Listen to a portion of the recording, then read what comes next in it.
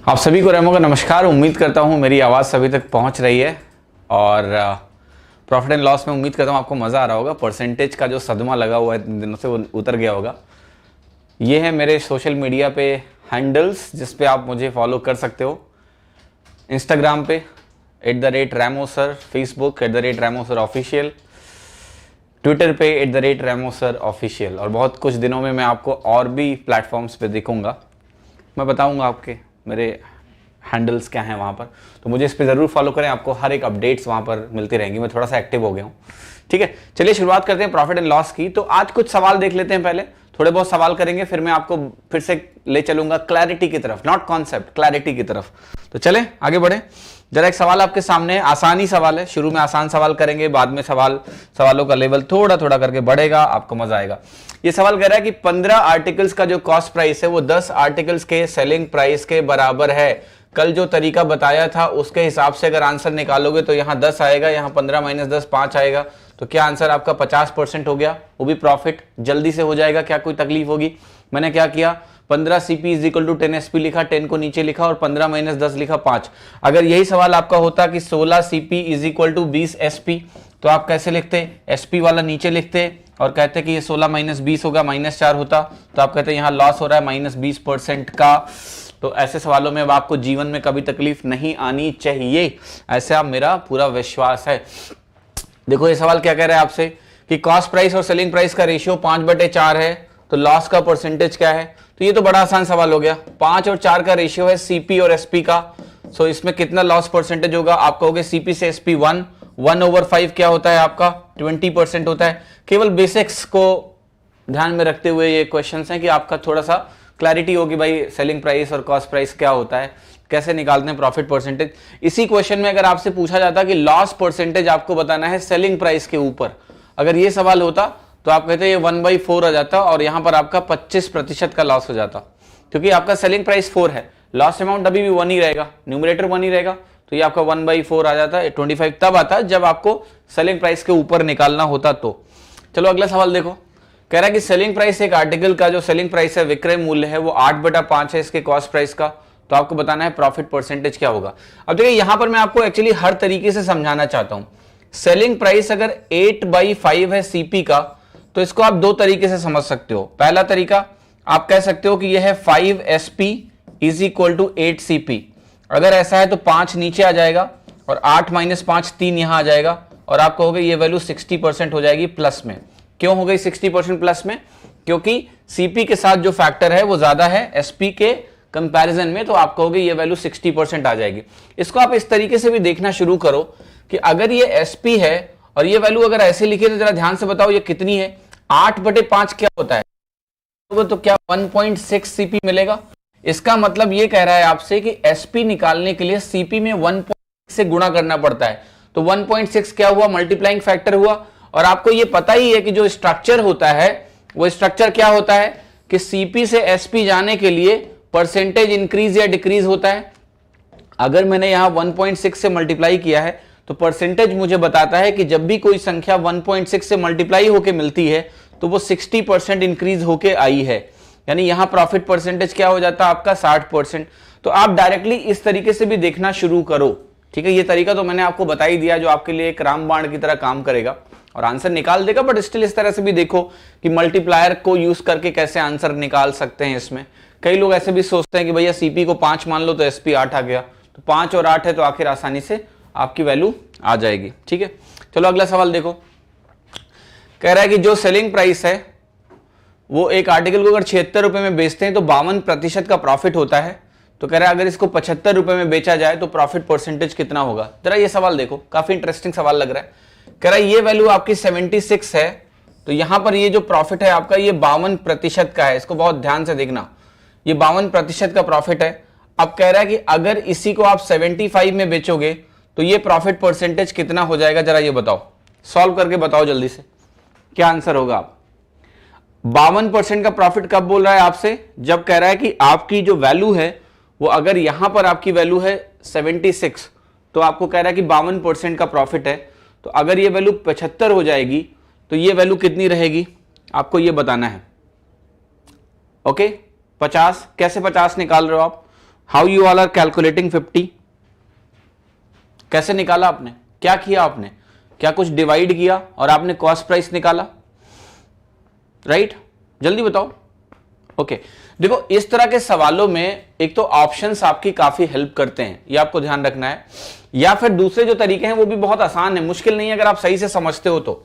Structure अगर percentage से clear है तो इन क्वेश्चन में कुछ नहीं होता है। देखो आप 52% कोई भी वैल्यू अगर बढ़ रही है, प्रॉफिट परसेंटेज का मतलब परसेंटेज इंक्रीज, तो उसके करस्पॉन्डिंग मल्टीप्लाइंग फैक्टर 1.52 होता है कि नहीं? ये मैंने आपको परसेंटेज में पढ़ाया हुआ है, 1.52, राइट? तो अगर 1.52 मल्टीप्लाइंग फैक्टर है और आपको फाइनल वैल्यू पता है, इनिशियल वैल्यू अगर आपको निकालनी है तो आप कैसे निकालते हो? आप कहते हो फाइनल वैल्यू में मल्टीप्लाइंग फैक्टर हम डिवाइड करेंगे। 76 को अगर आप 1.52 से डिवाइड कर दोगे तो ये वैल्यू कितनी आ जाएगी? आप जरा बताओ। 2 जीरो यहां लगा दो, 2 जीरो लगाने के बाद आप कहोगे 76 दूना 100/2 50 हो गया, यानी ये वैल्यू 50 आ गई। और अगर ये वैल्यू 50 आ गई तो 50 से 75 में 25 रुपए का फायदा है, जिसको आप क्या बोलोगे? 50% है। 25 जो है इसका कितना प्रतिशत है? 50% है। तो देखिए बहुत ही आसान सवाल है, लेकिन कई लोग इस 52% को देख के डर जाते हैं। आपको डरना नहीं है, आपको बिल्कुल भी डरना नहीं है। दूसरा तरीका देखो ऐसे भी हो सकता है कि आप कहो मानते हैं कॉस्ट प्राइस 100 है और 100 को अगर आप 52% बढ़ाओगे तो कितना मिलेगा आपको? 152। पर यहां जो वैल्यू दी हुई है ये हाफ दी हुई है, ये 76 दिया हुआ है हाफ, तो लेफ्ट वाली वैल्यू भी क्या हो जाएगी? हाफ, 50 होगी। तो देयर आर मेनी वे, जब हम क्वेश्चंस करेंगे तो आपको क्लियर होता रहेगा। एक बार कॉस्ट प्राइस अगर निकल गई, क्रय मूल्य निकल गया, विक्रय मूल्य अगर 75 है तो मैं आसानी से आंसर निकाल सकता हूं। आपको यहां पर कोई तकलीफ नहीं होनी चाहिए, राइट? क्लियर है सभी को? एक चीज मैं आपसे और पूछना चाहता हूं इसी पर्टिकुलर क्वेश्चन में, कि यहां पर क्या ये चीज सभी को समझ में आ रही थी कि जब यहां पर सेलिंग प्राइस कम हुआ है 76 से 75, तो परसेंटेज प्रॉफिट क्या होगा? बढ़ेगा या कम होगा? ये सवाल बताओ आप मुझे।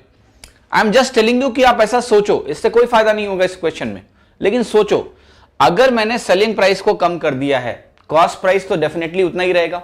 सेलिंग प्राइस को कम करोगे तो प्रॉफिट का अमाउंट क्या होगा? कम हो जाएगा। प्रॉफिट अमाउंट कम होने से प्रॉफिट परसेंटेज कम हो जाएगा। 52% नहीं आएगा, 52% से कम होगा, लेकिन सारे ऑप्शन 52% से कम है, इसलिए आपको कोई तुक्का लगाने की जरूरत नहीं है। बट मैं आपसे यह कह रहा हूं कि अगर ऐसा क्वेश्चन होता तो आपको ऑप्शन एलिमिनेशन में भी मदद मिलती। तो ऐसे सोचो कम से कम। जरा ये सवाल देखो। अब देखो यहां पर ये बात कर रहा है कुछ मार्क प्राइस की और सक्सेसिव डिस्काउंट की, तो अभी जरा इनके बारे में थोड़ा देर बाद बात करेंगे। पहले मैं आपको बताता हूं कि मार्क प्राइस क्या होता है, ठीक है? अब देखो क्या हुआ, आपने आज देखा होगा आजकल हर जगह डिस्काउंट का जमाना है, राइट? ऐसा जमाना आ गया है कि आपको पता है एजुकेशनल कोर्सेज में भी अब डिस्काउंट आते हैं। मजबूरी है, उनकी कोई गलती नहीं है, क्योंकि बिना डिस्काउंट के आज की डेट में कोई कुछ खरीदना ही नहीं चाहता है, राइट? सो आपको अब यहां मार्कअप का कॉन्सेप्ट मैं आपको समझाने की कोशिश करता हूं। प्रॉफिट एंड लॉस से आसान कोई चैप्टर नहीं है। क्लियर? Try to understand. देखो ध्यान से, मैं आपको क्या समझाना चाह रहा हूं कि लेट्स से आप आज की डेट में जो नॉर्मल मेंटालिटी किसी की भी है, वो कोई भी सामान खरीदने जाता है, ठीक है? तो पहली बात तो देखता है उसमें ऑफर है या नहीं है। ये सबके साथ होता है। कोई भी चीज आप लेने जाओगे, अगर उस पर ऑफर नहीं होगा तो आपको ये लगेगा कि ये महंगा मिल रहा है। तो अब क्या करता है, हर कोई यही काम करता है कि लेट्स से कि उसका जो भी सामान है वो 100 रुपीज उसकी कॉस्ट प्राइस है, 100 रुपीज कॉस्ट प्राइस है, और उसकी ये इच्छा है कि उसको 10% का फायदा मिले। अगर उसको 10% का फायदा मिलेगा, अगर उसको 10% का फायदा मिलेगा तो वो ये चाहता है कि वो नेट इस सामान को 110 रुपए में बेचे। यानी उसका खुद का कॉस्ट प्राइस कितना है, सीपी कितना है, 100 रुपए, और वो चाहता है कि इसको 110 में बेचे, तो उसको कितना मुनाफा होगा? 10% का। लेकिन जब उसने 110 रुपए लगाया तो उसकी दुकान पे कोई आया ही नहीं, उसकी दुकान पे कोई नहीं आया, राइट? कोई खरीद ही नहीं आया, क्योंकि उसने कहा कि 110 में दे रहा हूं, इतने में दूंगा वरना मेरा नुकसान होगा, तो कोई लिया ही नहीं। इसी दुकानदार के यहाँ एक मार्केटिंग मैनेजर आ गया और उसने कहा कि अभी मैं दिखाता हूं कि तुम्हारा सामान कैसे धड़ल्ले से बिकने वाला है। तो उसने कहा कि तुम एक काम करो, सिंपली तुम एक सिंपल सा काम करो कि इस पे ना मार्कअप लगाओ 100% का। मार्कअप का मतलब होता है कि उसका जो प्रिंट प्राइस है ना वो डबल करके दिखाओ। ये हो गया 200, ये कहलाता है इसका मैक्सिमम रिटेल प्राइस, MRP, या फिर इसको हम बोलते हैं लिस्ट प्राइस। मैं सारे नाम लिख रहा हूं, अंकित मूल्य हिंदी में इसको बोलते हैं, अंकित मूल्य, है ना, अंकित मूल्य। और यही लिस्ट प्राइस होता है, इसी को हम बोलते हैं मार्कअप प्राइस भी बोलते हैं। मैं लिख रहा हूं सब कुछ, मार्कअप प्राइस भी इसको बोलते हैं, बहुत सारे नाम होते हैं, list price, markup price, whatever. अब मैं आपसे क्या कह रहा हूं कि देखो ये मार्केटिंग मैनेजर क्या करेगा, ये कहेगा देखो 200 रुपए का लेवल लगाओ, 110 में बेचना है, 90 रुपए का डिस्काउंट दे, तो 90 रुपए का डिस्काउंट 200 रुपए पे कहलाता है 45%, यानी 45%। और जैसे उसने ऐसा किया उसके दुकान पे लाइन लग गई लोगों की, हल्ला हो गया पूरे शहर में कि भाई 45% का डिस्काउंट चल रहा है, सेल है और 45% का डिस्काउंट चल रहा है, 45% ऑफ, वो भी फ्लैट, वो भी बिना स्टार के, है ना, नॉर्मली स्टार लगा देते हैं, यहां कोई स्टार ही नहीं है भैया, 45% फ्लैट ऑफ। क्या हो रहा है कि जो इसकी इच्छा है, इसकी इच्छा यह है कि भैया 10% का मुनाफा मिलना, वो उसको धड़ल्ले से मिल रहा है, वो उतना अपना कमा रहा है, उसने डिस्काउंट लगा दिया एमआरपी बढ़ा के, यही होता है सेल में, और क्या होता है, ठीक है, that is what happens, right, because the buyer sentiment अब इस तरीके का हो गया है कि कोई भी बायर बिना डिस्काउंट के चीजें नहीं खरीदना चाहता है। सो इसलिए ऐसा किया जाता है कि उसको थोड़ा अच्छा लगे भले ही उसका कोई फायदा हो या ना हो। That is how things are working right now, ठीक है। तो अब आपको यही समझना है कि इस तरह से जब हमने किया, तो अब मैं इसके थ्रू आपको सारे टर्म समझाता हूं। ये तो देखो कॉस्ट प्राइस है जिसको आप बोलते हो क्रय मूल्य, ये क्या हो गया आपका विक्रय मूल्य, और ये जो वैल्यू 100% हमने करी है, मतलब कॉस्ट प्राइस को हमने बढ़ाया है और बढ़ा के हमने एक एमआरपी लगाई है। जो हमने एमआरपी लगाया है, तो जिस परसेंटेज से आप कॉस्ट प्राइस को बढ़ाओगे, इसको हम बोलते हैं markup percentage. Markup percentage, Hindi वाले स्टूडेंट से मेरी एक अपील है कि मैं मार्कअप परसेंटेज की हिंदी नहीं जानता हूं, मुझे माफ करिएगा, आप लोग समझ जाओगे कि मैं क्या कह रहा हूं, या आप बता दो मुझे। ये होता है मार्कअप परसेंटेज, ठीक है। अब देखो ध्यान से कि अगर मार्कअप परसेंटेज हो गया, तो अब ये जो उस मार्कअप पे हमने क्या किया है, डिस्काउंट दिया है, ये वैल्यू कहलाती है आपकी डिस्काउंट परसेंटेज। कई बार ये डिस्काउंट, जिसको हिंदी में बट्टा बोला जाता है, ये डिस्काउंट एक होगा या कई बार दो डिस्काउंट भी हो जाते हैं, वो एक अलग से हम बात करेंगे, जिसको बोलते हैं सक्सेसिव डिस्काउंट, ठीक है, सक्सेसिव डिस्काउंट। अभी ये जो स्ट्रक्चर है वो एक कॉस्ट प्राइस है, कॉस्ट प्राइस में हमने उसको बढ़ा के एक रेट मार्क किया जिसको हम बोल रहे हैं एमआरपी या लिस्ट प्राइस, उस पे हम देते हैं डिस्काउंट 45% का या व्हाटएवर, और फिर ये वैल्यू मिलती है सेलिंग प्राइस की। और कॉस्ट प्राइस और सेलिंग प्राइस अगर मालूम है तो हम देख सकते हैं कि भैया प्रॉफिट परसेंटेज है या लॉस परसेंटेज है। इस पूरे स्ट्रक्चर पे प्रॉफिट एंड लॉस के अनगिनत सवाल बनते हैं, और इन अनगिनत सवालों को आपको करने के लिए आप अनगिनत तरीके नहीं चाहिए। आप ध्यान से देखो, किसी भी एरो को अगर आप देखोगे तो यहां पर क्या हो रहा है, परसेंटेज चेंज, कॉस्ट प्राइस से एमआरपी परसेंटेज इंक्रीज, एमआरपी से डिस्काउंट दिया परसेंटेज डिक्रीज, कॉस्ट प्राइस से सेलिंग प्राइस या तो परसेंटेज इंक्रीज होगा प्रॉफिट के केस में, या फिर परसेंटेज डिक्रीज होगा लॉस के केस में। सो अगर आप परसेंटेज इंक्रीज या डिक्रीज समझते हो, then entire profit and loss is done. थोड़ा सा क्लैरिटी चाहिए कि बेस क्या होता है, वो मैं आपको बताता हूं। अब यहां पर देखिए, सबसे पते की बात जो मैं आपको बोलूंगा, वो आपको ध्यान से समझने की जो आवश्यकता है, वो एक नोट बना के लिख लो। और वो नोट आपको मैं बता रहा हूं ये है कि जो भी डिस्काउंट परसेंटेज होता है, डिस्काउंट परसेंटेज जिसको आप बोलते हो बट्टा हिंदी में, ठीक है, ये जो होता है, इसका जो बेस होता है, ये इसका बेस बाय डिफॉल्ट, बेस ये परसेंटेज का मतलब बेस, अगर 10% डिस्काउंट है तो किसके ऊपर है, तो इसका बेस होता है आपका अंकित मूल्य, अंकित एमआरपी प्राइस, या फिर इसको बोलते हैं मार्क्ड प्राइस, या हम इसको बोलते हैं लिस्ट प्राइस, समझ में आ गया। तो इसका जो बाय डिफॉल्ट बेस होता है, मैं इसको लिख रहा हूं कि जो इसका बेस होता है, अगर कुछ भी क्वेश्चन में मेंशन नहीं है, तो इसका जो डिफॉल्ट बेस होता है, ये हमेशा क्या होता है, MRP, mark price, list price. Base जानना बहुत जरूरी है। या फिर कई बार हो सकता है वो बोल सकते हैं कि भैया डिस्काउंट सेलिंग प्राइस के ऊपर लगा है, तो मैं लिख रहा हूं until and unless stated something else. ये ध्यान रखना, समथिंग एल्स। क्या मैंने बताया भैया, मैंने आपको बताया है कि डिस्काउंट परसेंटेज हमेशा किस पे कैलकुलेट होता है, मार्क्ड प्राइस पे, यानी एमआरपी पे, क्लियर। और वो जो एमआरपी है या मार्क प्राइस है, वो उसी बेस को लेगा जब तक कुछ और ना बोल दें।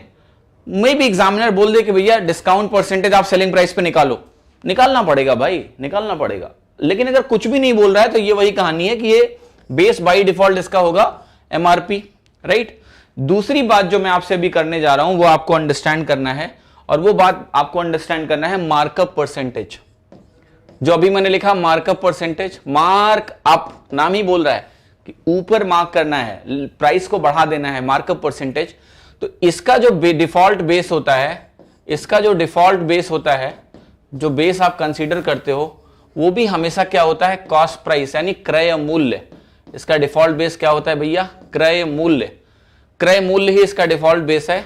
फिर से वही लाइन लिख देना, until and unless stated something else, until and unless जब तक कि कुछ और ना बोला जाए, stated something else, है ना। तो या तो वो बता दें कि भैया किसके ऊपर निकालना है मार्कअप, सेलिंग प्राइस के ऊपर निकालना है तो सेलिंग प्राइस के ऊपर निकाल लेंगे, नहीं बताएंगे तो भैया हम तो हमेशा कॉस्ट प्राइस के ऊपर निकालेंगे।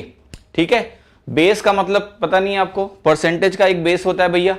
अगर मैंने आपसे कहा 10% निकालना है तो 10% किसका, किसका 10%, वो किसका ही बेस है। समझ रहे हो कि नहीं, बिना बेस के परसेंटेज का कोई रेलेवेंस नहीं है ना, वो किसका ही बेस कहलाता है। बेस का मतलब ये है, अगर नहीं समझ में आया तो। सभी को क्लियर हुआ। अगर दिया ही नहीं है मार्क प्राइस तो सीपी पे ही निकालेंगे ना भाई, यही तो बोल रहा हूं। डिफॉल्ट का मतलब क्या होता है, डिफॉल्ट का मतलब यही होता है कि बेस डिफॉल्ट आपको लेके वही चलना है। अच्छा जी, अब ये हो गया मार्कअप परसेंटेज। अब मैं आपको दिखा रहा हूं कि जो स्ट्रक्चर होगा यूजुअली वो क्या होगा, ध्यान से देखना। आपका कॉस्ट प्राइस का एक स्ट्रक्चर होगा, फिर आपका यहां पर कोई सेलिंग प्राइस होगा, सेलिंग प्राइस के बाद आपका यहां पर आपका एमआरपी है।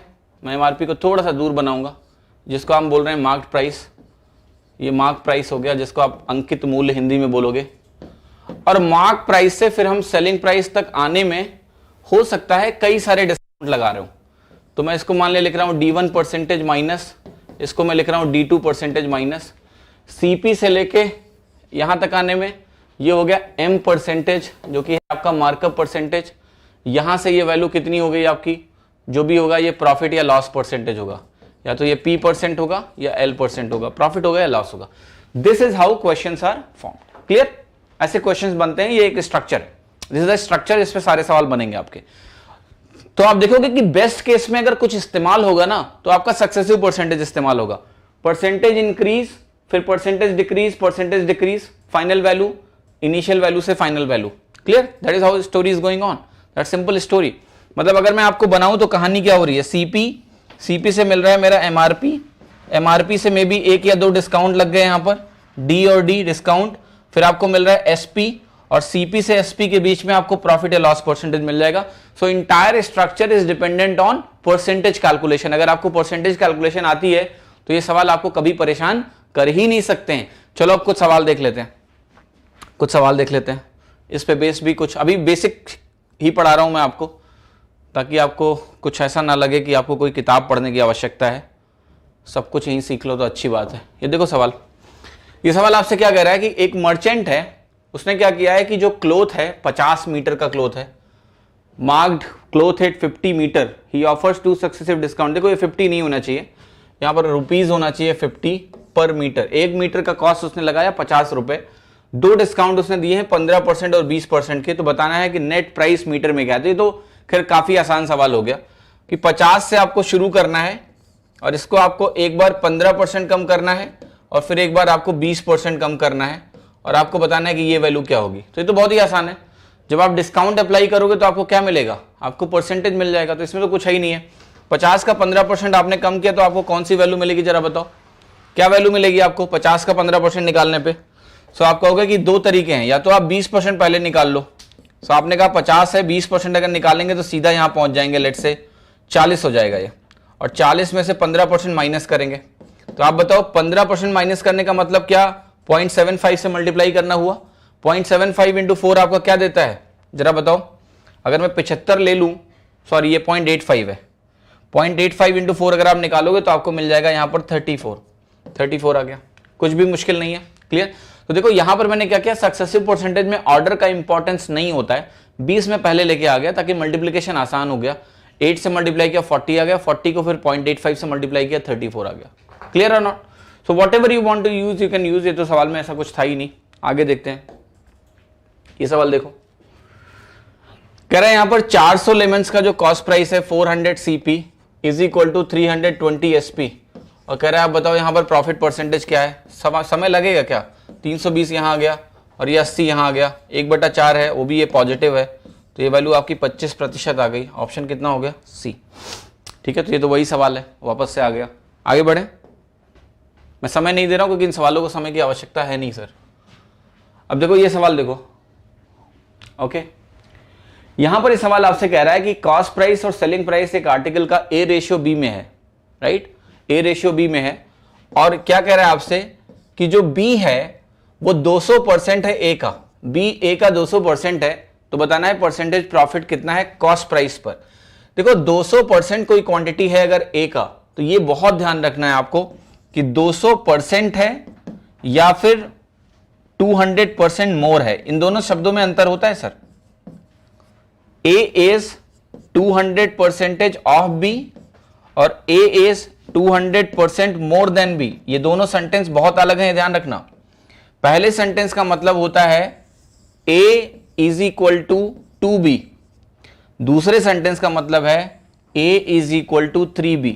ये जानना बहुत जरूरी है कि रेशियो क्या है इनका, रेशियो 1/2 है। A is equal to 2B का मतलब क्या हुआ कि A और B का रेशियो 1/2 है, और 200% मोर, ये बेसिक अंतर अपनी कॉपी में नोट कर लेना। तो यहां बोला है B जो है 200% A का है, तो ये रेशियो जो है आपका, ये ध्यान रखना है आपको कि 1/2 बन गया। ठीक है, क्या कह रहा है B 200% A का है तो 1/2 बन गया।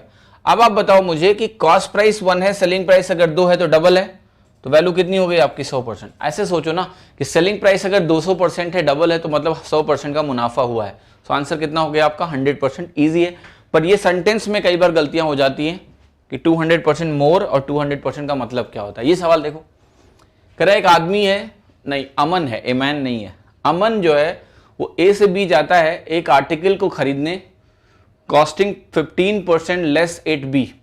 ओके, तो कहना है although he spend ₹150 compare to buying it at A, तो बताना है कि उसका प्रॉफिट परसेंटेज कितना है। समझ रहे हो इस क्वेश्चन को? ध्यान से देखो। ऑलराइट, देखो सवाल क्या कह रहा है। ऑलराइट, देखिए कुछ लोग कह रहे हैं क्वेश्चन इतना आसान एग्जाम में नहीं आता है। देखिए मैं बेवकूफ़ नहीं हूँ, मैंने बोला आपको कि मैं यहाँ खड़ा होके क्या एग्जाम में आता है क्या नहीं आता है।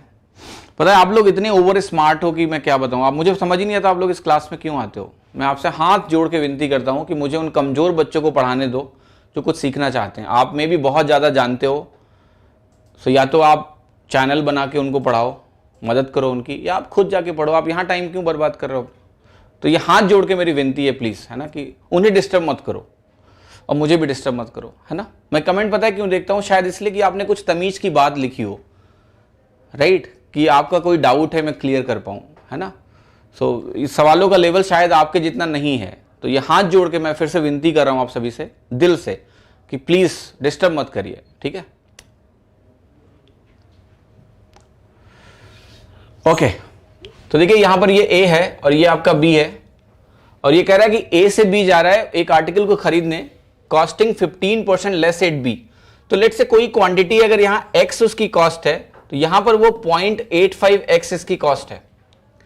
अब कह रहा है कि वो 150 रुपीज कम स्पेंड करता है compared to buying at A, तो बताना है कि उसका प्रॉफिट परसेंटेज कितना है। आपसे एक छोटा सवाल है मेरा कि यहां पर जो लेट से 150 वो कम खर्चा कर रहा है, तो ये 15% 150 के बराबर हो जाएगा। तो अगर यहां ये वैल्यू 100 हो जाएगी, तो मेरा एक छोटा सा सवाल है आपसे कि ये वैल्यू कितनी हो जाएगी? यहां पर 85 हो जाएगी या नहीं हो जाएगी? इज इट क्लियर और नॉट? क्लियर है कि नहीं? ओके, मैंने आपसे बोला कि A से B वो जाता है, तो वहां पर कह रहा है कि जो कॉस्ट है आपकी वो 15% कम है B पर A की तुलना में। Article costing 15% less at B। So कह रहा है although he spend ₹150 compare to buying it at A। देखिए ये थोड़ा सा डाउटफुल क्वेश्चन है कि ये इसका मतलब क्या है। Although he spends ₹150 compared to buying it A, इसकी भाषा मुझे समझ में नहीं आ रही, मुझे हिंदी पढ़ना पड़ेगा। यद्यप आने जाने में, अच्छा ये यहां पर नहीं लिखा हुआ इंग्लिश में, ट्रेवलिंग एक्सपेंसेस एक्चुअली आपको दिया है, सॉरी, ध्यान से समझना कि ये वैल्यू X है और ये वैल्यू आपकी यहां पर 15% लेस है, तो ये आपकी वैल्यू हो गई 0.85X, मैंने यहां पर लिख दिया। अब आपका ट्रेवलिंग एक्सपेंस भी है, देखिए ध्यान से, ट्रेवलिंग एक्सपेंस कितना है? 150 रुपीज है। यहां पर आता है तो वो 150 रुपीज और खर्चा करता है। सो आपको यही बताना है कि कितना इसका प्रॉफिट परसेंटेज है। तो जरा जल्दी बताइए कि इसका प्रॉफिट परसेंटेज कितना है, quickly. Okay, can you solve it please. देखो यहां से यहां तक आने में क्या हुआ, 15% कम लगा कॉस्ट। तो अगर आपने यहां कॉस्ट को x माना हुआ है तो यहां कॉस्ट कितनी लगी 0.85x। लेकिन क्वेश्चन यहां पर यह है कि 150 रुपए तो आने जाने में खर्चा हो गया। तो मैं आपको यह समझाने की कोशिश कर रहा हूं कि A पर अगर उसका टोटल कॉस्ट लेट से x है, तो अगर वो कोई सामान B से लेता है, ठीक है, तो आने जाने में भी खर्चा लग रहा है ना उसका, तो B से जो उसकी कॉस्ट है वो आपकी हो गई 0.85x प्लस 150। हुआ कि नहीं हुआ, क्लियर और नॉट। सो अब देखिए यहां पर एक चीज आपको ध्यान रखनी है, फिर भी एक्चुअली इंग्लिश में जो क्वेश्चन है वो इनकम्प्लीट दिया हुआ है, माइट भी मुझे हिंदी का ही सवाल पूरा पढ़ना पड़ेगा, हिंदी में मैं इतना अच्छा हूं नहीं, तो थोड़ी सी मुझे मदद करिएगा। यहां पर सवाल जो है इंग्लिश में वो इनकम्प्लीट है। हिंदी में जो सवाल दिया हुआ है वो क्या दिया हुआ है कि 150 रुपए का ज्यादा खर्चा होता है, फिर भी स्थान ए से उसे खरीदने की तुलना में उसे ₹150 का लाभ है। अब मैं समझ पा रहा हूं कि ये क्या कह रहा है। बी में जो इतना खर्चा हुआ है इसका टोटल, और अगर मैं निकालूं कि ए से कितना कम हुआ है, तो वो कह रहा है 150 कम हुआ है। क्लियर और नॉट। तो एक्स की वैल्यू निकल जाएगी कि नहीं निकल जाएगी। यहां से आपसे ये कह रहा है सिंपली कि यहां पर जो टोटल खरीद आपने करी है वो यहां की खरीद से 150 रुपए डेफिनेटली कम है, ये आपसे वो बताने की कोशिश कर रहा है, राइट। 150 रुपए यहां पर कम है, तो क्या मैं इसको ऐसे लिख सकता हूं कि 0.85x plus 150 is equal to x minus 150 है। आई थिंक ये आपको समझ में आ रहा होगा। तो 0.15x अगर आप यहां से निकालते हो तो ये वैल्यू आपकी 300 के बराबर हो जाएगी। तो यहां से अगर आप x की वैल्यू निकालोगे तो आपको x की वैल्यू मिलेगी कि नहीं। ये 15% था इसलिए 0.15 है, 2 zeros और लगाओगे तो कुछ ऐसा आ रहा है, 2000 के आसपास आ रहा है। ठीक है, आपसे पूछ कर रहा है कि उसका लाभ का प्रतिशत कितना है, तो कितना लाभ हुआ जरा आप बताओगे यहां पर। ठीक है, लाभ कितना हुआ है आपको, आप इसके ऊपर वो वैल्यू आप निकालने की कोशिश करोगे कि यहां पर आप लिखोगे 2000, ठीक है, और जो इसको मुनाफा हो रहा है यहां से यहां तक वो आपको पता है 150 का मुनाफा हो रहा है, तो ये वैल्यू कितनी आ गई 7.5% आ गई। ठीक है, तो ये क्वेश्चन थोड़ा इनकम्प्लीट लिखा था इसलिए मुझे थोड़ी दिक्कत हो रही थी, क्योंकि इंग्लिश में ये इनकम्प्लीट था। मैं इसको आपको फिर से समझा दे रहा हूं ताकि आपको कोई तकलीफ ना हो, फिर से समझिएगा। क्वेश्चन को इंग्लिश में मत पढ़िएगा, कंप्लीट नहीं है। अब मैं समझाता हूं आपको पूरी कहानी क्या है, आपको बेहतर समझ में आएगा। क्वेश्चन समझो। देखो यहां पर क्या कह रहा है कि कोई चीज आप ए से खरीदो या कोई चीज आप बी से खरीदो, फर्क क्या है। यहां पर जो कॉस्ट लग रही है वो 100% लग रही है, ऐसे समझो। तो यहां पर वही सामान आपको 85% में मिलेगा, लेकिन वो कह रहा है कि यहां पर 150 रुपए तो आने जाने में खर्चा हुआ है। तो अगर कोई सामान आप बी पे खरीदने जाओगे, लेट्स से आपने ए से खरीदा होता तो 100% लगता, लेकिन आप बी से खरीद के आओगे वापस तो टोटल जो आपको कॉस्ट पड़ेगी वो इतनी पड़ जाएगी। अब ये आपको ये समझाने की कोशिश कर रहा है कि फिर भी इस केस में यहां पर आपकी बचत हुई है कितनी, 150 रुपए की। इतना खर्चा करने के बाद भी आपकी 150 रुपए की बचत हुई है। इसका क्या मतलब हुआ जरा बताओ। इसका सिंपल सा मतलब यह हुआ है कि यहां से यहां तक आने में एक चीज तो मुझे समझ में आ रही है कि 15% कम खर्चा हुआ है, नंबर के टर्म में 15% कम खर्चा हुआ है, और 150 रुपए साफ साफ मुझे दिख रहा है कि यहां पर लगा है जो आने जाने का खर्चा है। क्वेश्चन ये कह रहा है कि इन दोनों का अगर आप डायरेक्ट अंतर निकालोगे, इनका डायरेक्ट अंतर निकालोगे तो ये अंतर आपका कितना आएगा, ये अंतर कह रहा है 150 आएगा। अब आप इसका अंतर निकाल लो तो आपको मिलेगा 15% माइनस 150, ये वैल्यू खुद 150 के बराबर है। क्वेश्चन में दिया है कि इसका मुनाफा यहां पर 150 रुपए का है, यानी ये इससे 150 ज्यादा है, ये दिया हुआ है। तो आपने जब ये लिखा तो आपको मिल जाएगा कि 15% वैल्यू किसके बराबर है, 300 के बराबर है। तो यहां से अगर आप कैलकुलेट करोगे तो ये वैल्यू आपकी 2000 के बराबर आ जाएगी, 100%। क्लियर, 2000 के बराबर आ गई। इसका मतलब यहां जो कॉस्ट प्राइस ए पर इसका लग रहा था वो 2000 रुपए लग रहे थे सर। अब समझो जरा, 2000 रुपए यहां पर लग रहे थे और क्वेश्चन में साफ साफ लिखा हुआ है कि बी पर खरीदने में 150 रुपए कम लगेंगे। तो जो मुनाफा हुआ इसका वो कितना हुआ, ओरिजिनल कितना खर्चा हो रहा था, 2000 का हो रहा था, और 150 कम लगे तो 150 का मुनाफा हो गया ना उसको कंपैरेटिवली। तो ये वैल्यू कितनी आ गई आपकी, 7.5% आ गई। क्लियर, तो that's why the answer is going to be 7.5% less.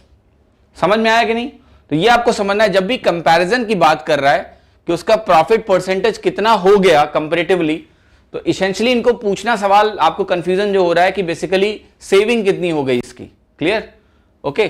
तो अगर आप सेविंग को कैलकुलेट करने की कोशिश करोगे तो आपका सेविंग आसानी से निकल जाएगा कि 7.5% का होगा। ठीक है, चलो ये सवाल देखो। देखो ये सवाल आपसे कह रहा है कि रुपए 150 से रुपए 300 के बीच, ये पढ़ो सवाल। If books bought at price from rupees 150 to rupees 300 are sold at price ranging from 250 से 350, what is the greatest possible profit that might be made in selling 15 books? ये एक अच्छा सवाल है, इसको ध्यान समझना है आपको।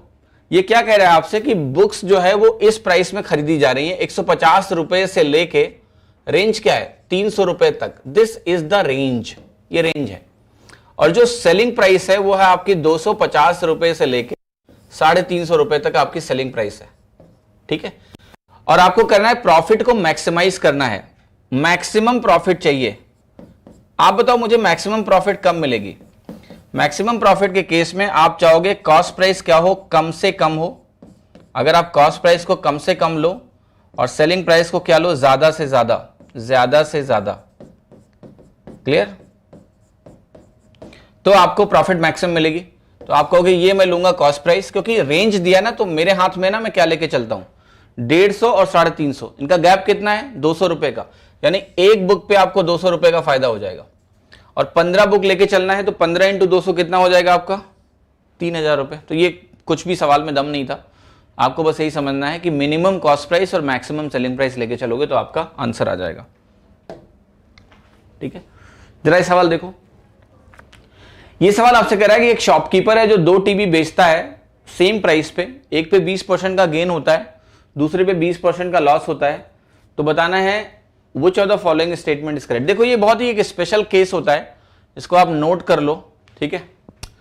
इसमें मैं एक टाइप के क्वेश्चंस होते हैं मैं आपको पढ़ाऊंगा। नोट ये है कि देखो अगर कभी भी आपका सेलिंग प्राइस सेम है, एसपी आपका सेम है, ध्यान रखना एसपी आपका सेम है, तो सेम सेलिंग प्राइस पे अगर एक पे लेट से x% का प्रॉफिट होता है एक को बेचने पर और दूसरे को बेचने पे x% का नुकसान होता है, सेम सेलिंग प्राइस होनी चाहिए लेकिन ध्यान रखना, तो जो नेट प्रॉफिट या लॉस होता है इसमें हमेशा नेट लॉस होता है, ये ध्यान रखना। और ये नेट लॉस आपका आता है x² 100% का, ठीक है। यह मुझे पता है आप लोगों को रटा होगा, इस केस को ज्यादा टेंशन की जरूरत नहीं है। तो एक्चुअली होता क्या है इन केसेस में, जब भी सेलिंग प्राइस सेम होती है तो ये केस इसमें कन्वर्ट हो जाता है सक्सेसिव परसेंटेज चेंज में। एक आप लिखोगे +20%, एक आप लिखोगे -20%, तो ये वैल्यू नेट क्या आ जाती है आपकी 4% लॉस, ठीक है। तो ये केस आप नोट कर लो, अपनी कॉपी में होगा ही, नहीं है तो कर लो, कि यहां पर आपका जो होगा यहां पर हमेशा लॉस होगा और लॉस आपका कितना होगा 4% का होगा।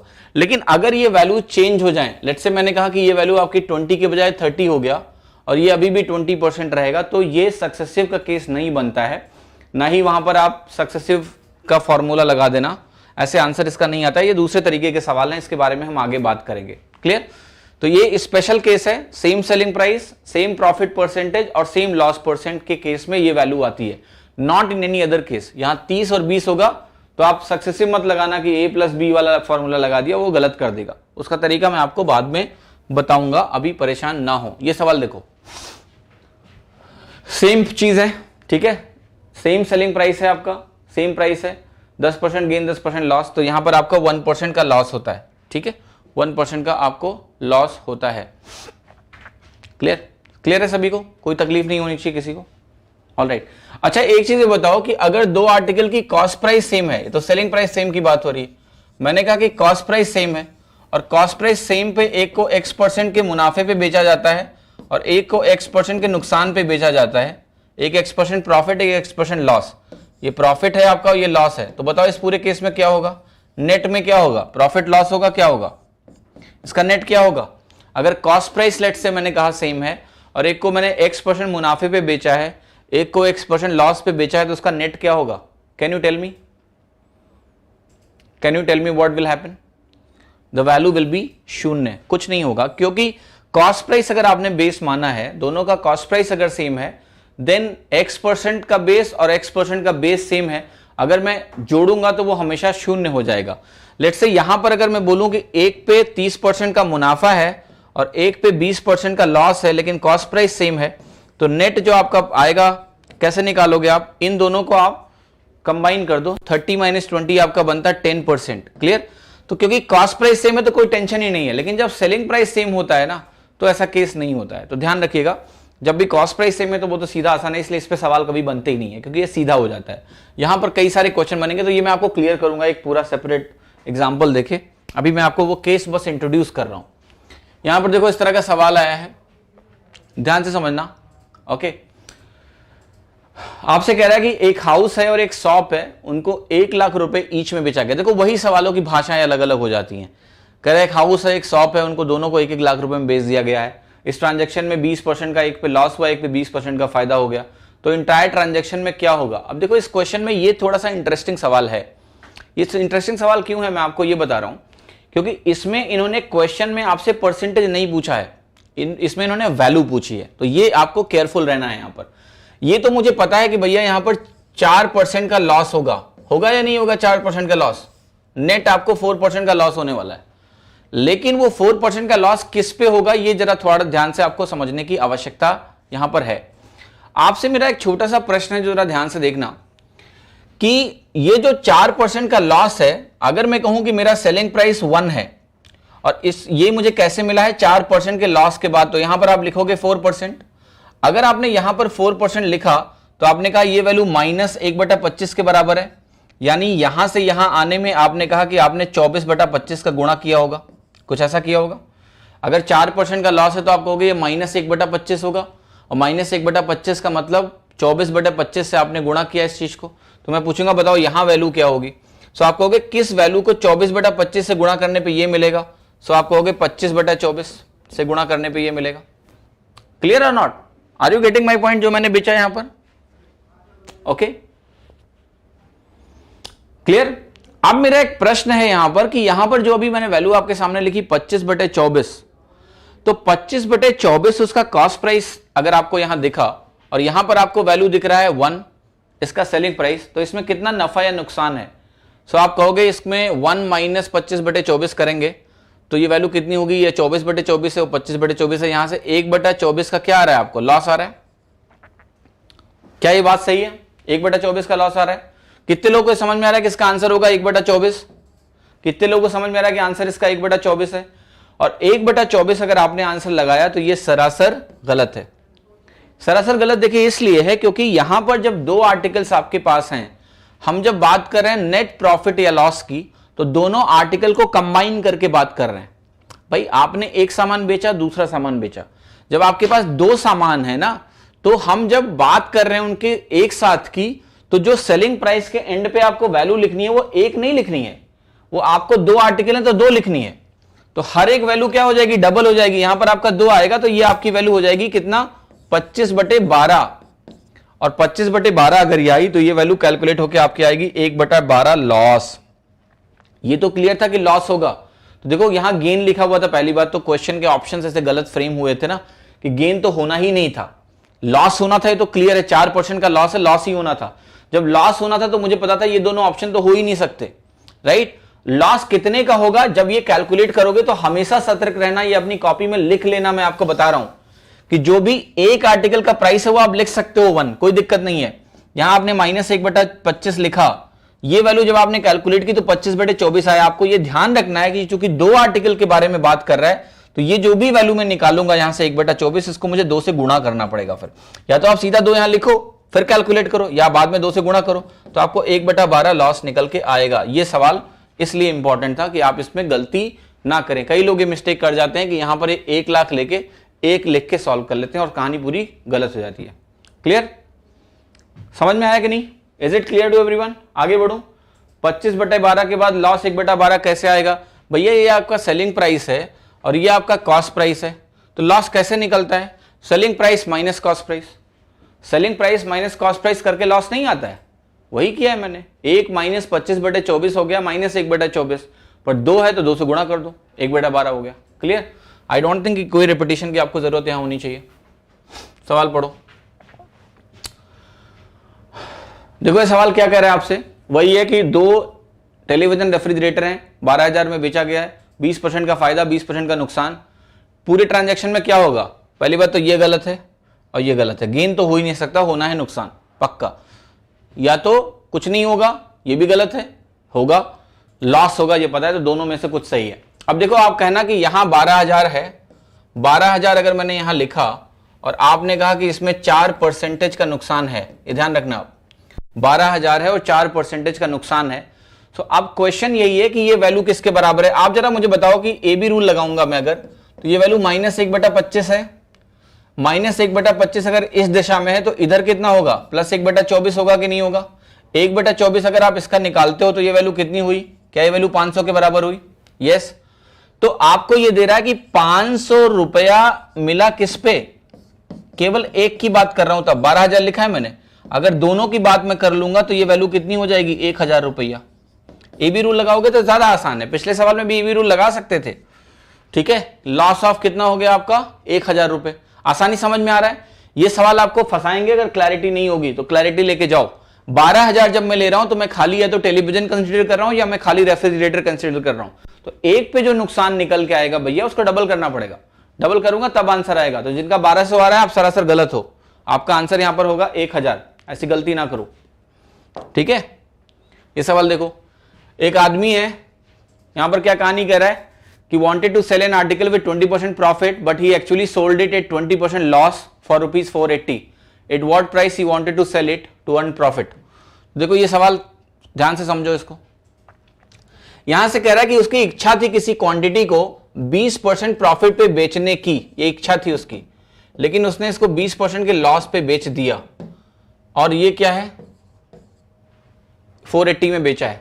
आप मुझे बताओ यहां पर कि इसने अगर इसको 20% लॉस पे 480 पे बेचा है तो क्या आपको यह समझ में आ रहा है कि यहां पर यह वैल्यू कितनी होगी। आप कहोगे ये अगर 480 है तो ये वैल्यू कितनी होगी, ये वैल्यू होगी 600। कैसे मैंने किया, बहुत आसान है। या तो मल्टीप्लाइंग फैक्टर ले लो 0.8, उससे लगा लो। 80% किस नंबर का 480 होगा, तो ये 600 मिल गया कॉस्ट प्राइस। ये अगर 600 कॉस्ट प्राइस मिल गया तो आप बताओ यहां पर क्या करोगे, आप 120 और जोड़ोगे, 120 और जोड़ोगे तो ये वैल्यू कितनी आ जाएगी, 720। तो ये वैल्यू आपकी आ गई ए ऑप्शन। क्लियर, 720। पर पता है इस क्वेश्चन को मैं आप चाहता हूं कि आप इस तरीके से मत सोचो, मैं चाहता हूं कि इस क्वेश्चन को आप थोड़ा डिफरेंटली सोचो। वो मैं दिखाता हूं कैसे।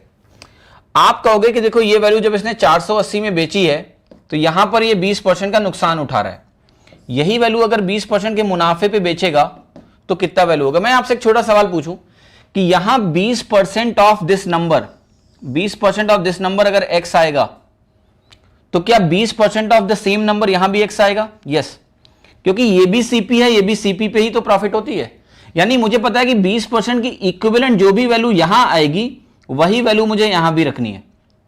क्लियर और नॉट? क्या मैं अब आपसे अगर ऐसा बोलूं कि मेरे पास अगर 480 है तो 480 से सीपी तक जाने के लिए मुझे एक्स जोड़ना पड़ेगा और फिर मुझे सीपी से उठा के भी एक्स जोड़ना है, क्योंकि यहां नुकसान हो रहा था ना, तो वापस जाऊंगा तो एक्स जोड़ूंगा। अब अगर आप ए बी रूल लगा लो भैया, तो ए बी रूल कहेगा कि यह है -1/5, तो इधर इस दिशा में क्या होगा, क्या ये +1/4 होगा। 480 का 1/4 क्या होता है, 120।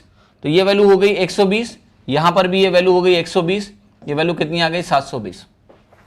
मैं केवल ये चाह रहा हूं, आप ये दिमाग मत लगाओ कि ये तेज हो रहा है या स्लो हो रहा है।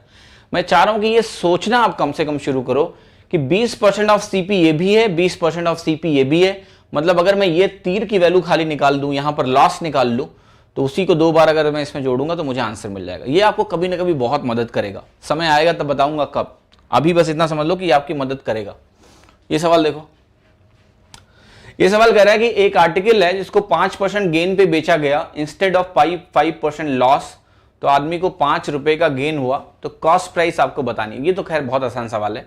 देखो एक आपका कह रहा है 5% गेन और एक है आपका 5% लॉस। इन दोनों ट्रांजैक्शंस में जो नेट चेंज है वो है 10% का। किस बेस के ऊपर, कॉस्ट प्राइस पर। क्यों? क्योंकि ये 5% कॉस्ट प्राइस का है, ये भी 5% कॉस्ट प्राइस का है। इनके बीच का अंतर 10% कॉस्ट प्राइस है और ये वैल्यू अगर 5 के बराबर है तो यहां आंसर कितना आ गया आपका, सी आ गया 50। ठीक है, 50 आ गया। ऑलराइट, तो देखिए आज ये सवाल थे, बेसिक क्वेश्चंस थे। अभी मुझे थोड़ा सा जल्दी निकलना है तो मैं आपको यहीं छोड़ भी दूंगा और अगले सेशन में हम लोग बात करेंगे थोड़ा सा डिटेल में। ऑलराइट, और देखिए एक चीज यही बोल रहा हूं कि इन क्लासेस का देखिए ऑब्जेक्टिव ये है ना सर कि सबको साथ में लेके चलना है।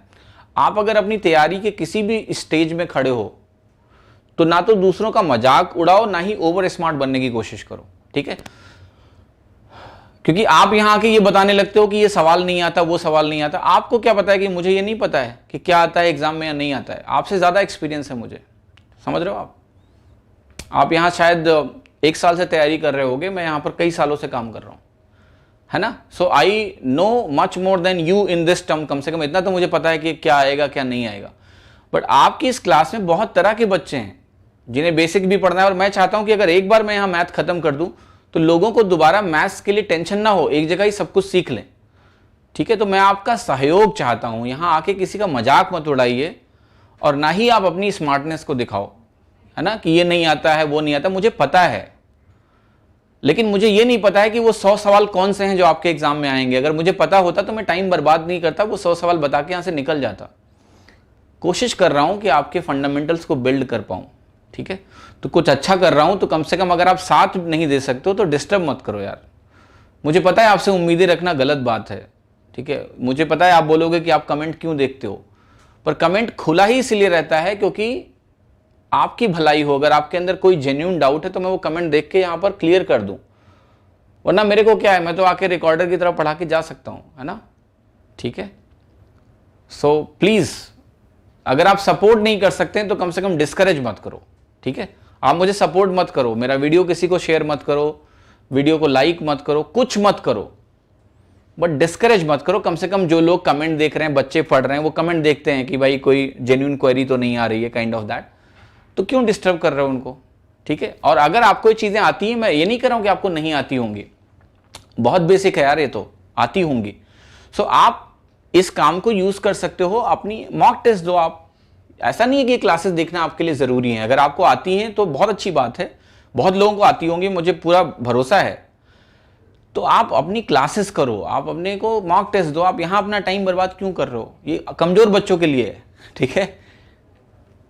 शायद अगर आपको लग रहा है तो मे बी मैं कमजोर बच्चों को सिखाने की कोशिश कर रहा हूं, ठीक है। तो प्लीज मैं फिर से आप लोगों से विनती करता हूं, बहुत ही ऑनेस्ट विनती कर रहा हूं कि पढ़ाने दो यार, ठीक है। डिस्टर्ब मत किया करो तो अच्छी बात है। अगर आप स्टूडेंट हो तो, अगर आप स्टूडेंट नहीं हो तो फिर जो मर्जी आए करो यार, मैं रोक के क्या ही कर लूंगा। चलो थैंक यू, ठीक है। कल की क्लास का देखिए टाइम अभी फिक्स नहीं है, सैटरडे को थोड़ा सा मैं ज़्यादा बिजी रहता हूँ, बट फिर भी मैं कोशिश करूँगा कि क्लास आपकी हो कल। टाइमिंग आपको कल ही पता चलेगी, कल की क्लास की टाइमिंग क्या है, ठीक है। Thank you so much, bye bye.